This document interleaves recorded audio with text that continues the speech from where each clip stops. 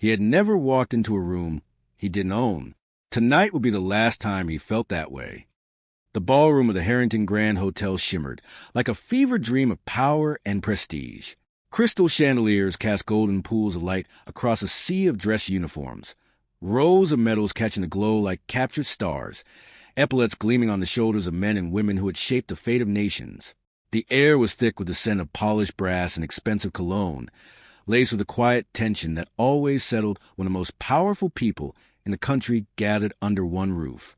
Lieutenant Bryce Whitfield stood near the entrance, one hand resting loosely on the bar rail, a glass of sparkling water in the other. He didn't drink at official events, a discipline he was quietly proud of, but he liked the look of a glass in his hand. It gave him something to do while he surveyed the room. And Bryce Whitfield always surveyed a room. He was 34 years old, built like a wall of purpose, with jaw that looked like it had been cut from the same granite used to carve war memorials. His dress whites were immaculate.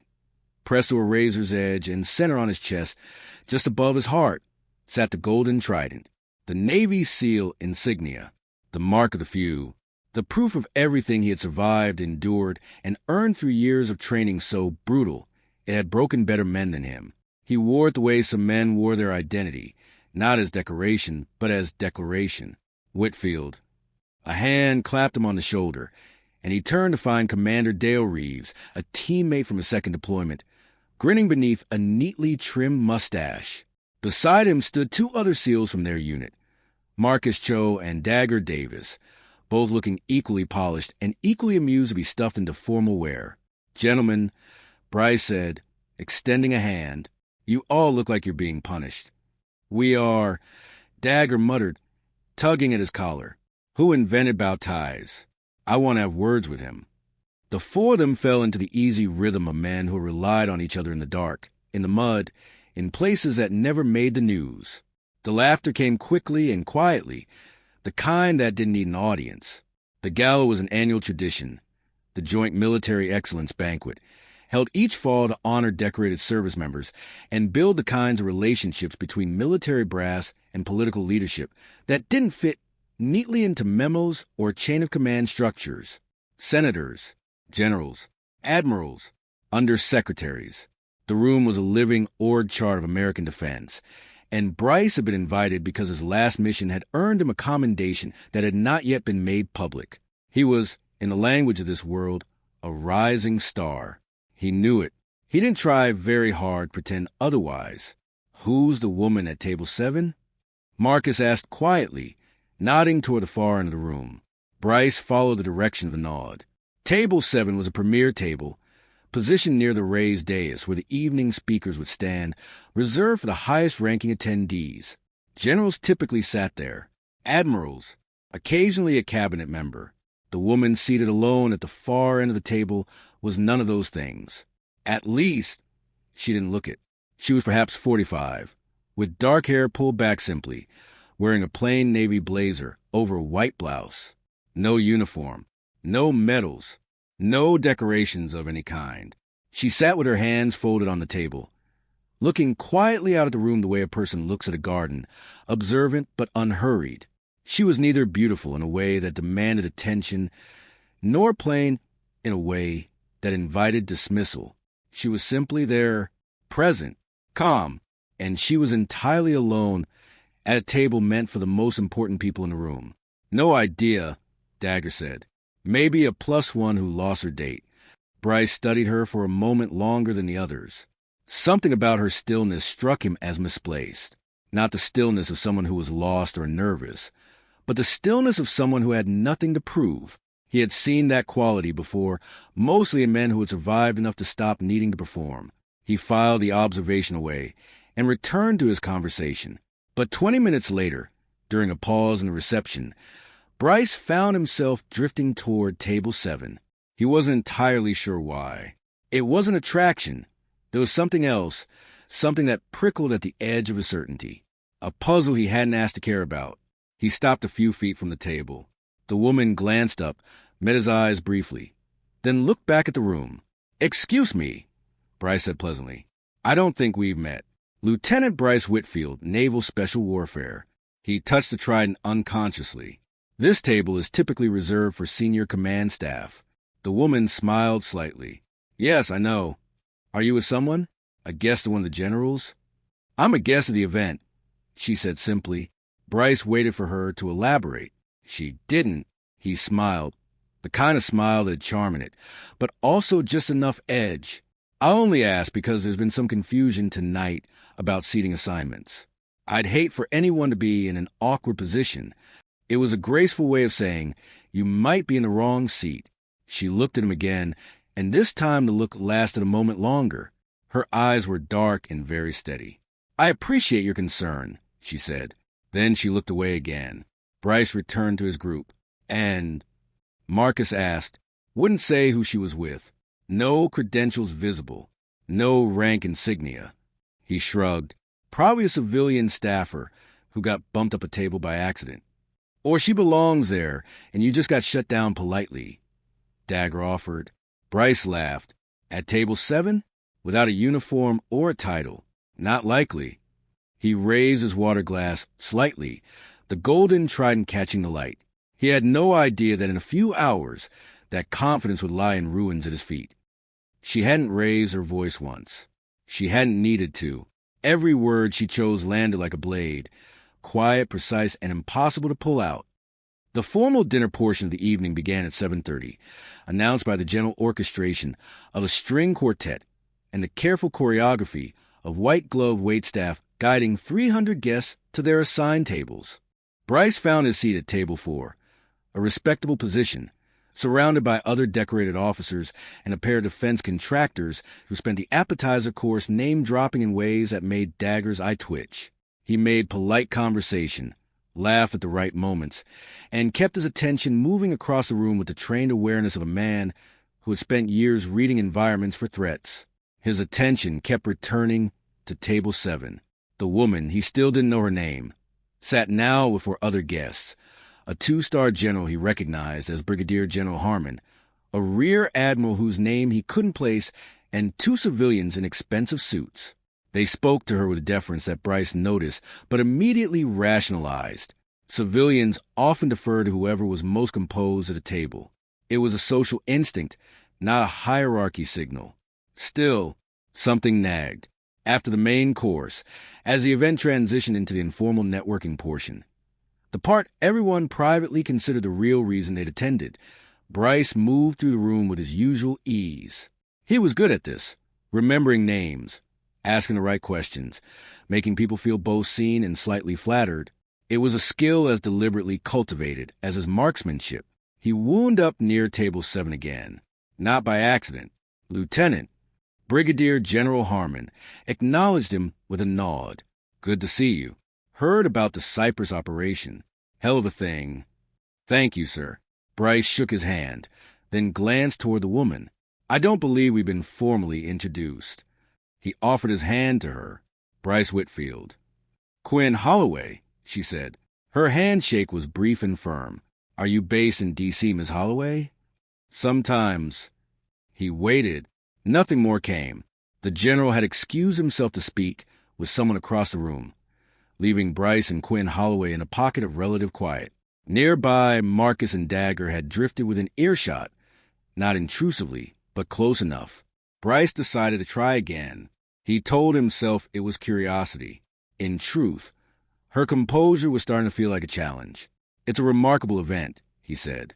Though I always find these gatherings slightly uncomfortable, so many people performing for so few real reasons.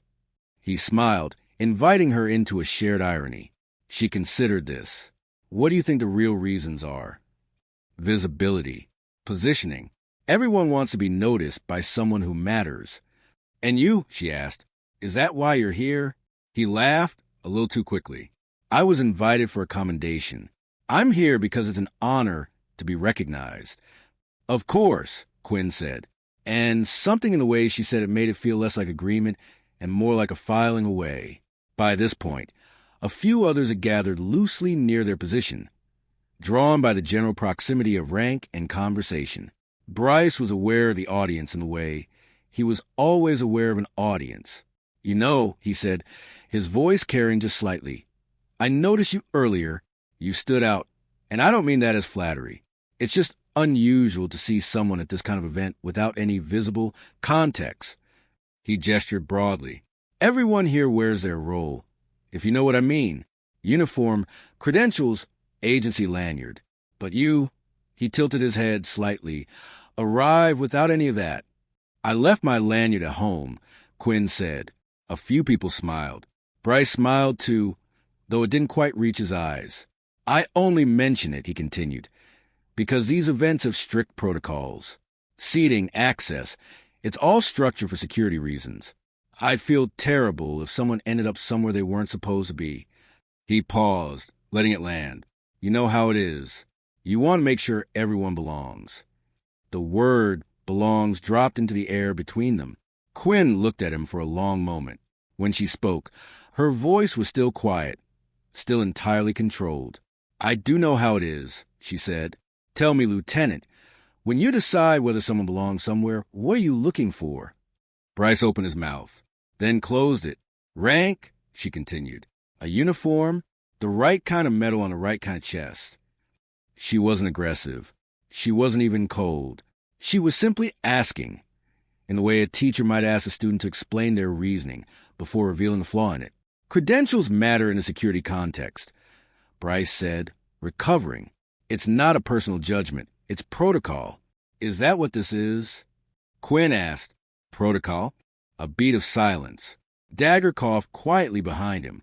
Bryce felt the first trace of something unfamiliar crawl up the back of his neck. Not embarrassment, not yet, but the early warning signal that a situation was developing in a direction he hadn't anticipated. I just mean, he started. I know what you mean, Quinn said, and she smiled at him. A small, genuine smile that contained absolutely no malice and somehow made everything worse. It's all right, Lieutenant. You're doing your job. She turned to speak to a senator who had just arrived at the table. Bryce stood for a moment, slightly off balance, then excused himself and drifted back toward his friends. That went well, Dagger said. She's sharp, Marcus added. She's evasive, Bryce corrected, which is interesting in itself. He glanced back at her. She was laughing at something the senator had said, completely at ease, as though their entire exchange had left no impression on her whatsoever. It left a very deep impression on him. There are moments in a person's life that split time into before and after. Bryce Whitfield's before ended the moment the ballroom doors opened. The incident, if that's what could be called in the quiet, carpeted language of formal military events, happened at 9:15. Bryce had been holding court near the bar with a cluster of junior officers and 2 legislative aides, the kind of crowd that naturally assembled around someone who told good stories confidently. He was in the middle of one such story, a training exercise in Pacific, highly edited for civilian consumption, when he made his mistake. It started innocuously. One of the aides, a young man with eager eyes and a new suit, nodded toward table 7. Who's the woman in the blue blazer? She's been talking with Harmon and both of the senators all evening. Quinn Holloway, Bryce said, with the authority of someone who had at least learned the name. Civilian, still working out what she actually does. She's been remarkably cagey about it. He smiled, performing the story for his audience. I practically had to interview her to get even a first name. No uniform, no lanyard, no credentials visible. Showed up at the senior table like she owned the seat. A few people smiled. One of the junior officers laughed. A stray? The aide offered, amused. Bryce shouldn't have let it land. He knew better, or he should have.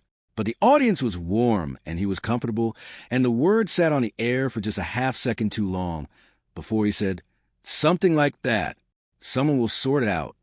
It was a small cruelty, the kind that happens in rooms where people feel safe in their status.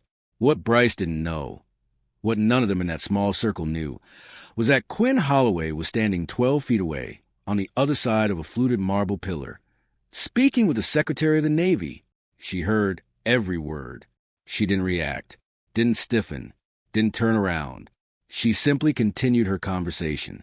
But across the room, a senior aide, a careful, observant woman named Priya Sethi, who served as executive assistant to the Deputy Secretary of Defense, watched the scene with the still expression of someone who was mentally composing an incident report. At 9:22, the main ballroom doors at the far end of the hall opened. 4 figures entered. The room didn't stop all at once. It happened in a wave, the way a wave always moves. First the people nearest the doors, then spreading outward as each cluster noticed what the previous cluster had already seen. Conversations broke off mid-sentence. Glasses paused halfway to lips. The string quartet didn't notice for another 8 bars. Then they, too, fell silent. 4 four-star generals walked through the doors. These were not merely senior officers. These were the senior-most military figures in the United States Armed Forces. Men whose combined service represented over a century of command, whose decisions had shaped the operational posture of the American military for the better part of 2 decades. They entered together, which was itself unusual enough to draw every eye in the room. They walked directly toward Table 7. And then, and this was a moment that fractured Bryce Whitfield certainly like a windshield, they stopped, all 4 of them, and saluted Quinn Holloway. Not a casual acknowledgement, a full, formal military salute, the kind rendered commanders to national leadership, to the chain of command itself. Quinn returned it with a slight nod, not a salute, because she was a civilian, and extended her hand, which each of the 4 generals shook with unmistakable respect. The room had gone entirely quiet. Bryce felt the glass in his hand become suddenly very heavy. Beside him, the legislative aide made a small, strangled sound. Dagger appeared at Bryce's elbow from somewhere. "Hey," he said quietly, "you know who that is?" Bryce couldn't speak. The answer came from Marcus, who had been using his phone discreetly throughout the evening and had just, in the last 30 seconds, found the answer to the question none of them had bothered to look up. "Quinn Holloway," Marcus said, his voice barely above a breath. "Deputy Secretary of Defense." He paused to let it settle. "She's number 2 in the entire Department of Defense. Reports directly to the SECDEF. The only people in the military chain of command above her are the Secretary of Defense and the President of the United States." Another pause. "She outranks every single person in this room." Bryce stood completely still. The story he had been telling, the stray, the misplaced civilian, the person who didn't belong, played back through his memory in an entirely new key. Every word he'd said, the aide laughing, the junior officers smiling, the word stray hanging in the air. He became suddenly, acutely aware that Priya Sethi, Quinn's aide, was standing to his left and had been standing there for the last several minutes. He had not noticed her. She noticed him notice her. She said nothing. Her expression said everything. Across the room, Quinn Holloway was speaking with the 4 generals, completely at ease, entirely in command of the space around her, without appearing to command anything at all. She did not look at Bryce. That, somehow, was the worst part. Not anger, not accusation, just the absence of his relevance to her in this moment. The quiet, final word of a person who has been dismissed and simply chosen not to notice. Bryce set his glass down on the nearest surface. His hand was steady. SEALs were trained to keep their hands steady. But underneath the discipline, something fundamental had shifted. A structure he had built without realizing he was building it had just collapsed, and the rubble was scattered across the floor of one of the most visible rooms he had ever stood in. "You should probably go find somewhere to be," Dagger said quietly, not unkindly. Bryce nodded, and for the first time in longer than he could remember, he had absolutely no idea what to do next. He had prepared himself for the end of his career. He had not prepared himself for a question. For the remainder of the evening, Bryce existed in a strange, suspended state. Present in body, absent in every meaningful way. He moved through conversations by instinct, said the correct things at the correct times, shook the correct hands. But his mind was somewhere else entirely, rehearsing and re-rehearsing the arithmetic of what had happened. Deputy Secretary of Defense. He rammed the words through his head until they lost their shape and became simply weight. He had publicly questioned her presence, had used the word stray within earshot of a dozen people, had performed certainty about her status for an audience while she stood 12 feet away, aware of every word, and chosen to say nothing. The not saying anything part was what he couldn't stop returning to. He had expected, if he was honest with himself, and tonight was clearly forcing a reckoning with honesty, that she would have said something. corrected him, used her authority like a weapon, the way he had seen people with power do reflexively when that power was challenged. She hadn't. She had let the room find out on its own. She had trusted the truth to do what truth does when given time. It was a more sophisticated form of authority than anything Bryce had encountered in his career, and the recognition of it arrived with the particular pain of understanding something important far too late.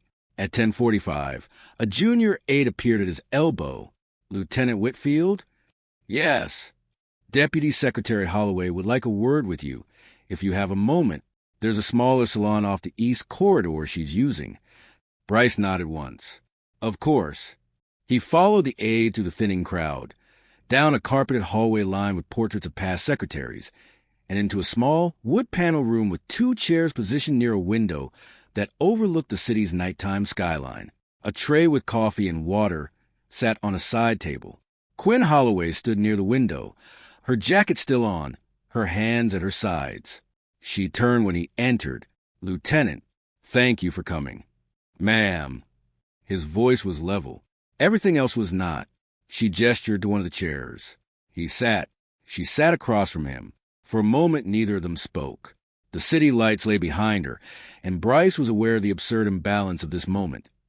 The most powerful civilian in his professional universe, sitting across from him in a quiet room, apparently in no hurry. He had mentally prepared several versions of this conversation on his way down the corridor. In most of them, he was contrite and professional.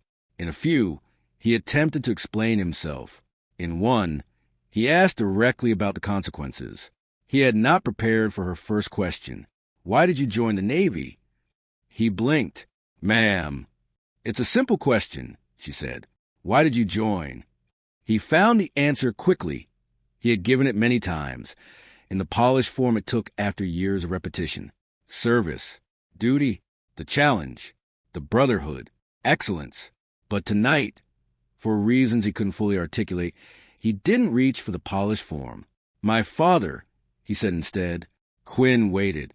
He was a civilian, worked maintenance at a naval base in Virginia for 23 years. Never wore a uniform.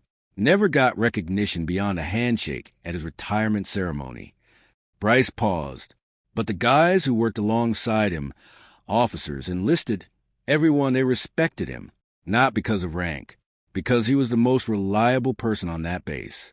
If something broke at 3 a.m. and it needed to be fixed before deployment, he fixed it. No fanfare. No acknowledgement. He just showed up. He looked at his hands briefly. "I joined because I wanted to be someone people could count on. I wanted to be worthy of the respect he had." Quinn was quiet for a moment. And then I became very, very good at what I do," Bryce said, with something like resignation. "And somewhere in between becoming good and being recognized for being good, I started confusing the recognition for the worth." He hadn't planned to say that. It arrived without permission, the way truth sometimes does when a person is tired of carrying it. Quinn nodded slowly. "When did you first decide that people's value was visible?" "Excuse me." "Uniforms, medals, rank insignia. You've built a worldview where authority is legible, where a person's importance can be read from their chest. It's not irrational in a military context." She paused. "But you brought that framework to a civilian event and applied it to a stranger without any information other than what she was wearing. And then you performed your certainty for an audience." Each sentence landed with the quiet precision of someone who had thought very carefully about how to say something difficult without cruelty. "Yes," Bryce said. There was nothing else to say. "What concerns me," Quinn continued, "isn't what you said about me. I've been underestimated before. It is, in some ways, useful." A brief, wry lift at the corner of her mouth. "What concerns me is the pattern it suggests. You lead people, special operations, high-stakes environments. The men and women under your command take their cues from you, not just tactically, but culturally. What you treat as worth noticing, they treat as worth noticing." She let that land. "If you dismiss people who don't appear powerful, so will they. And in the field, the person who doesn't belong might be the interpreter who saves your team. The local official whose cooperation you need. The woman in the plain blazer who knows exactly where the exit is. Bryce sat with this for a long moment. What happens now, he asked. To my record, the commendation. Quinn folded her hands. That depends significantly on you. I'm not interested in ending a career over a bad evening. I'm interested in whether you're capable of understanding why the evening was bad. She stood, a signal that the conversation was reaching its end. Go home tonight, she said. Think about your father, the man who showed up at 3 a.m. without a title. She looked at him steadily. Think about why you respected him. And then ask yourself when you stopped applying that same standard to everyone else. She extended her hand. He stood and shook it. Thank you, ma'am, he said. And he meant it in a way he hadn't meant those words in a very long time. The hardest battles are never the ones fought with weapons. They are fought in the quiet hours when no one is watching, when the only enemy is the version of yourself you've been protecting. He drove home through the city in silence. Not the practiced silence of a man in control, but the silence of someone whose internal soundtrack had simply stopped. All the familiar narration that usually accompanied his life, the running assessment of rooms and people and his own position within them, had gone quiet, as though the circuit that powered it had blown. He lived in a clean, spare apartment in Alexandria, the kind of place that said more about efficiency than about a life being lived. Everything in it had a function. Nothing in it had sentiment, except for one photograph on the shelf in the hallway. Him and his father at a Virginia Beach air show. Bryce, maybe 15 years old, squinting into the sun with an arm around a man twice his width who was grinning like he'd won something. He stood in front of that photograph for a long time. His father, Gerald Whitfield, had died 3 years ago. A quiet death. Kidney failure. 6 weeks in the hospital. Arrangements made practically and without drama, because Gerald had been a practical man. Bryce had been on assignment when it happened and had made it home for the last 4 days. He didn't talk about this. Most people in his life didn't know it. Standing in the hallway with his jacket still on and the evening's events settling into him like sediment, he looked at the photograph and thought about what Quinn Holloway had said. Think about why you respected him. The answer was immediate, and it was the same answer it had always been. Because Gerald Whitfield never needed you to know he mattered. He showed up. He did the work. He treated every person, the admiral, the young seaman, the civilian contractor, the cleaning staff, with the same attentive respect, because he believed every person was doing something worth doing, and that deserved acknowledgement. And then ask yourself when you stopped applying that same standard to everyone else. Bryce sat on the edge of his couch without turning on the lights and tried to answer that question honestly. He couldn't pinpoint a moment. That was the unsettling part. It hadn't been a decision. It had been an accumulation. The slow calcification of a belief system built from the culture around him. In the SEAL community, status was earned through suffering and performance. Rank meant something because it represented something real. Physical endurance, tactical excellence, the ability to survive conditions designed to break you. He had internalized a hierarchy not as a social construction, but as a moral truth. Good people prove themselves. Important people are recognized. Value is visible. Somewhere along the way, he had exported that framework into every room he entered, and nobody had ever pushed back hard enough to make him notice. Until tonight. In the weeks that followed, the consequences arrived in the careful, understated language of military bureaucracy. His commendation was delayed pending review, not canceled, delayed. He was called in for 2 meetings with his commanding officer, Captain Adele Marsh, a precise and fair woman who did not raise her voice once and did not need to.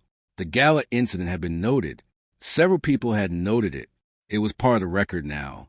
I'm not going to tell you how serious this could have been, Marsh said during the second meeting. You already know. What I want to hear from you is what you're doing about it. I've been thinking, Bryce said, about the gap between what I say I value and how I actually behave. Marsh looked at him over the top of a manila folder. That's a start. Don't just think. Act. He acted. He requested mentorship reassignment, a rarity, almost never done voluntarily, and was paired with a senior enlisted chief named Ramona Alcott, a woman who had spent 30 years in naval intelligence, who wore no visible rank on her plain gray sweater when he met her at a coffee shop near the base, and who spent the first meeting asking him nothing but questions. What do you notice first when you walk into a room? Who's in charge, he said. Then, catching himself, Who I think is in charge. She nodded. Why? Because knowing the power structure is tactically useful. Is that the only reason? A pause. No, he admitted. Sometimes because I want to know where I rank within it. Good, Ramona said, in a tone that made clear she didn't mean it was good. She meant it was honest. Now we have something to work with. They met weekly for 4 months. Ramona never told him what to think. She asked questions and waited for him to arrive at things himself, which was, he realized gradually, exactly what Quinn Holloway had done in the wood panel room at the Harrington Grand Hotel. They had both used the same technique. Not instruction. Not correction. Inquiry. The assumption that he was capable of finding his own way to a better answer, given the right questions.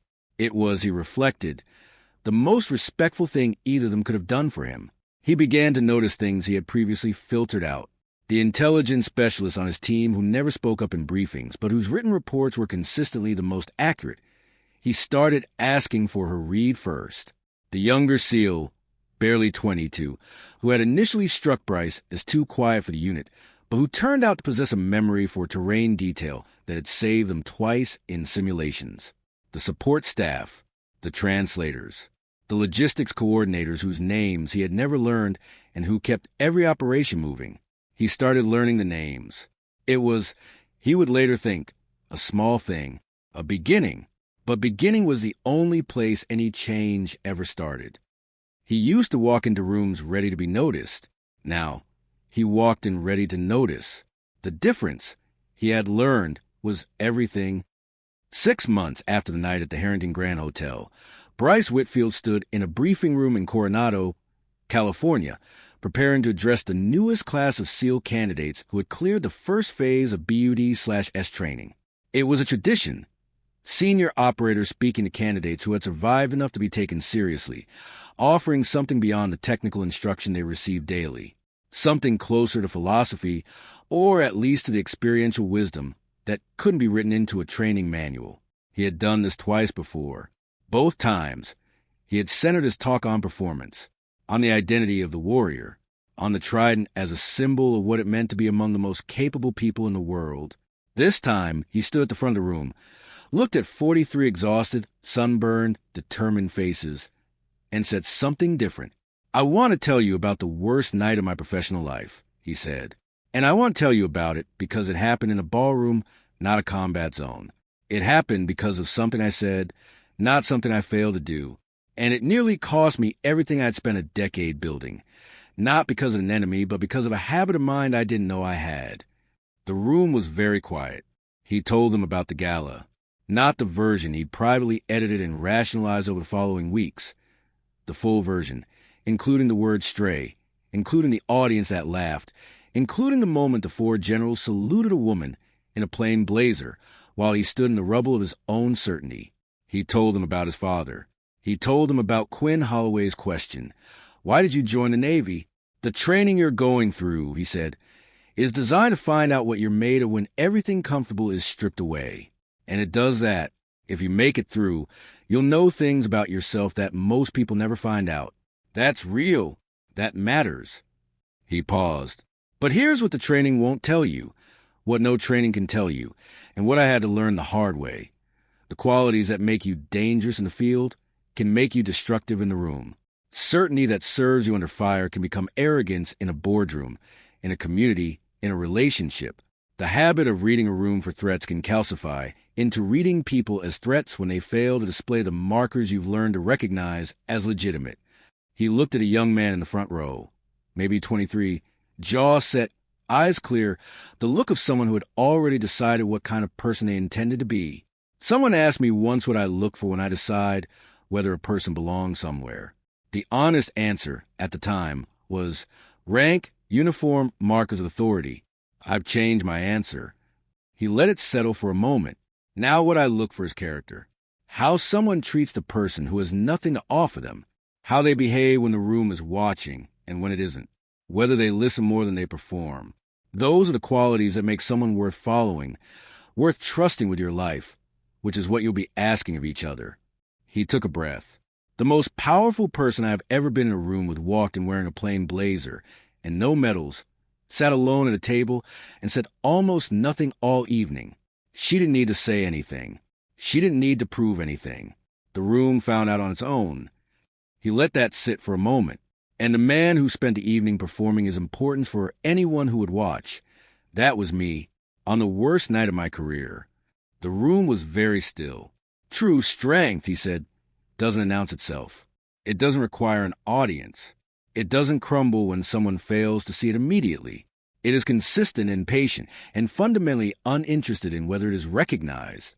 He picked up a pen from the podium, just to have something in his hand, an old instinct. Then set it back down. You are going to become very capable people. Some of you will become extraordinary. And when that happens, when you know what you're capable of and the world starts to reflect that back to you, that is the most dangerous moment of your career. Not because the capability is bad, but because capability without humility becomes a closed system. You stop learning. You stop listening. You stop noticing the people who don't look the part, but who see things you can't. My father was one of those people.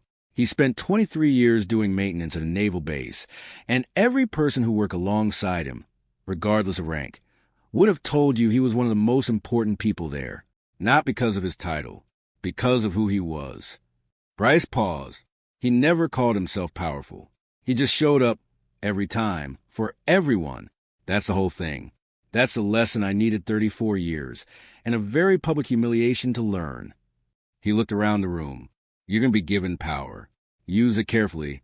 The higher you climb, the more people will tell you that you belong at the top. Make sure you know why you think you belong, and make sure that reason has something to do with service, not status. He stepped back from the podium. That's all I have. Good luck. Get some sleep. Walking out of the briefing room into the bright California morning, Bryce didn't look around to see if people were watching. He didn't check the room's reaction. He didn't calculate whether the talk had positioned him well. He thought about his father, about a woman in a plain blazer, sitting alone at a table reserved for the most important people in the room, entirely untroubled by the need to explain herself, about the difference between a person who needs to be the loudest voice in the room and a person who has nothing left to prove. He had spent the better part of his adult life believing those two things were in tension, that power required display, that authority demanded performance, that the trident on his chest was an argument he was constantly making to the room. He was beginning to understand, finally, that the most enduring kind of authority didn't argue. It simply was. And if you were patient enough, if you were still enough, the room would find out on its own